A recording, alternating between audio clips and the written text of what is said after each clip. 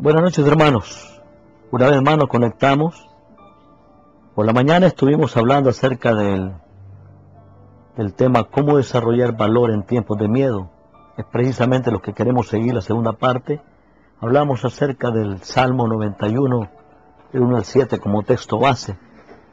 Pero seguimos hoy con la segunda parte. Decíamos al finalizar que el temor a Dios nos aparta a nosotros del pecado. Ahora, quiero que venga Isaías capítulo 8, por favor, versículo 11 y 12. Y dice así: porque Jehová me dijo de esta manera con mano fuerte, y me enseñó que no caminase por el camino de este pueblo, diciendo: no llamaréis conspiración a todas las cosas que este pueblo llama conspiración. Y esa última frase, que es la que más me interesa: ni temáis lo que ellos temen, ni tengáis miedo. La clave para deshacerse del temor. Mira, es triste, pero hay muchos cristianos aún que tienen más miedo a la falta de mascarilla, a la falta de gel antibacterial, a la falta de insumos, a la falta de agua, a la falta de comida. Miedo a eso, pero que no le tiene el temor a Dios. Tienen miedo al contagiarse. Mira, solo escuchas a alguien que estornuda a tu lado y tú inmediatamente te haces a un lado o le dices que se vaya. Alguien que la garganta le pique comienza a toser y todo el mundo tiene pánico. Hace unos días, cuando regresaba esta señora que regresó de España y comenzó a toser en el aeropuerto, ¿sabe lo que la gente decía? Que la mataran. Y realmente no estaba contagiada. El pánico nos ha inundado. Pero la gente no tiene miedo a ver películas sucias. La gente no tiene miedo a pasar en internet y estar viendo pornografía. No tiene miedo a eso. La gente no tiene miedo a robarle a Dios el diezmo. La gente tiene más miedo a las noticias y a otras cosas que tenerle miedo a Dios. Dice en su palabra en el Salmo capítulo 36, versículo 1. La iniquidad del impío me dice al corazón: no hay temor de Dios delante de sus ojos. Y este es un versículo que dice la razón por qué la gente comete los crímenes que comete. Porque la gente no tiene temor a Dios.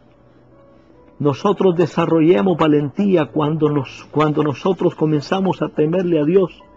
Reconocemos que Él está en el control, que nada sucede en la tierra si no es porque Dios lo sabe. Y puede ser que esta enfermedad, como dicen algunos, sea una conspiración para deshacerse de alguna parte de la población mundial. Puede ser que alguien está provocando pánico. Hay gente mala, pero Dios sigue en el control. Dios no se ha movido de ahí. Por eso tenemos que temerle a Él. En 2 de Crónicas, capítulo 17, versículo 10, dice la palabra de Dios: y cayó el pavor de Jehová sobre todos los reinos de la tierra que estaban alrededor de Judá. Y mira lo que dice: no osaron hacer guerra contra Josafat. El temor a Dios hace que la gente no haga las cosas que quieren hacer. Capítulo 19, siempre en 2 de Crónicas, versículo 7, dice la palabra: sea pues con vosotros el temor de Jehová. Mirad lo que hacéis, porque con Jehová nuestro Dios no hay injusticia, ni acepción de persona, ni admisión de cohecho. En el Salmo capítulo 34, permíteme que lo busque por favor una vez más aquí. En el Salmo capítulo 34, versículo 11, dice la palabra del Señor: venid, hijos, oídme, el temor de Jehová os enseñaré. Por eso es que necesitamos de regreso nosotros en las escuelas, que la gente comience a enseñar la Biblia. Por eso es que necesitamos nosotros de regreso, de hecho, los 10 mandamientos. Yo sé que es parte del Antiguo Testamento, hermano, pero los 10 mandamientos son leyes morales para la eternidad. Dile a tus hijos a ver si saben los 10 mandamientos. Vemos entonces que no. Es necesario volver al altar familiar, es necesario volver a los tiempos de oración para poder entender que vale la pena tener temor al Señor. Te voy a citar algunos versículos que hablan acerca del temor a Dios. Proverbios capítulo 8, versículo 13 dice: el temor de Jehová es aborrecer el alma, la soberbia, la arrogancia, el mal camino y la boca perversa aborrezco. Proverbios capítulo 9, versículo 10. El temor de Jehová es el principio de la sabiduría y el conocimiento del Santísimo es la inteligencia. Proverbios 10, 27. El temor de Jehová aumentará los días, mas los años de los impíos serán acortados. Proverbios capítulo 14, versículos 26 y 27. En el temor de Jehová está la fuerte confianza, y esperanza tendrán los hijos. El temor de Jehová es manantial de vida para apartarse de los lazos de la muerte. Y en Proverbios 16, 16 dice: con misericordia y verdad se corrige el pecado, y con el temor de Jehová los hombres se apartan del mal. Necesitamos volver al temor a Dios. ¿Cuánto le temes a Dios? Porque cuando nosotros le tememos a Dios, no le tenemos miedo a otra cosa. Porque le tememos a un Dios santo, le tememos a un Dios justo, le tememos a un Dios soberano que no hace injusticia y que se agrada de todo aquel que le teme. Hay gente que le tiene más miedo al virus que al Dios poderoso que tenemos. Por eso estamos como estamos hoy en el mundo. El temor a Dios hace ver a Dios más grande, mis hermanos. Hace ver que Dios es el Altísimo, que Dios es grande y poderoso, que Dios es soberano. Nada sobrepasa a Dios. Y si nosotros le tememos a Dios, ¿por qué entonces vamos a tenerle miedo a hombre, a lo que el hombre haga?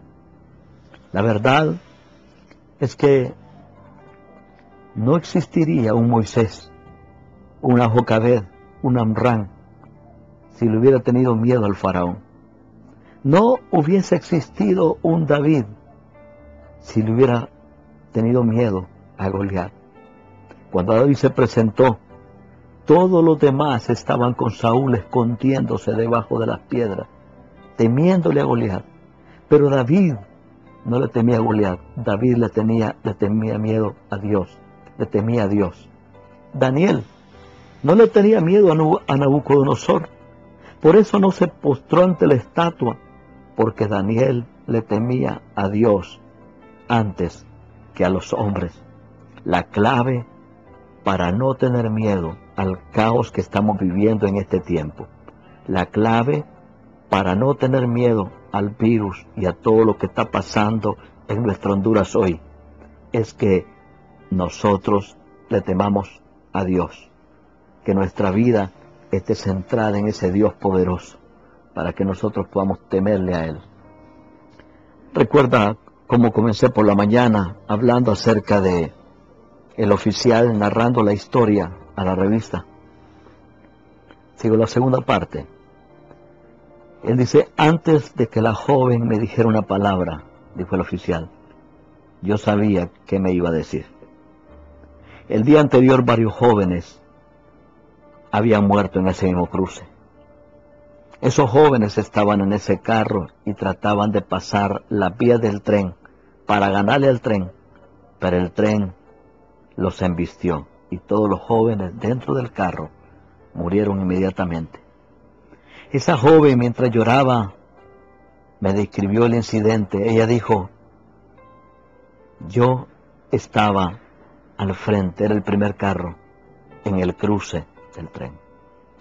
Ya había pasado un tren, pero las vías se quedaron abajo, indicando que otro tren venía. Le di vuelta a mis llantas para cruzar las vías. Cuando me vino a la mente el policía que me había dado una multa, una infracción de $200 por haber cruzado las vías. Eso me hizo a mí reflexionar y no crucé. Pero detrás de mí había un carro, un automóvil, con 4 jóvenes que estaban pitándome para que pasara o me quitara de ahí. Ella se quitó y observó a los jóvenes en el asiento de atrás y observó su cara de miedo. Sus rostros estaban inundados de pavor. Inmediatamente ellos comenzaron a ser arrastrados por el tren y esos gritos de los jóvenes eran aterradores mientras morían. La joven, frente al policía, le dijo: si usted no me hubiera dado esa infracción, esa multa, es probable que la muerte hubiera sido yo. Ella dijo: recordé la multa. Por esa infracción, mi temor a volver a cometerla, me detuve, me salvó. Hay un temor más grande, hermanos. Es el temor que tenemos que tenerle, el temor a fallarle a Dios. Es un temor positivo. Es un temor que conquista cualquier otro temor, o cualquier virus, o cualquier situación que podamos estar viviendo. Ese temor a Dios, que nos recuerda la palabra del Señor, dice: el que habita al abrigo del Altísimo morará bajo la sombra del omnipotente Dios. Diré yo a Jehová: esperanza mía, castillo mío, mi Dios en quien confiaré. Que digan lo que digan, cuando uno le teme a Dios, no teme a lo que el hombre puede hacer. La pregunta en esta noche es: ¿le temes a Dios? Permíteme orar. Padre, te doy gracias una vez más por tu amor y por tu misericordia. Sabemos lo que está pasando, Dios amado, en el mundo y especialmente en nuestro país, en nuestra ciudad, en nuestros barrios. Tú has permitido, Dios, que pasemos en casa. Tú has permitido, Señor, que estemos ahí con la familia. Y Dios, estamos haciendo caso a las autoridades de nuestro gobierno.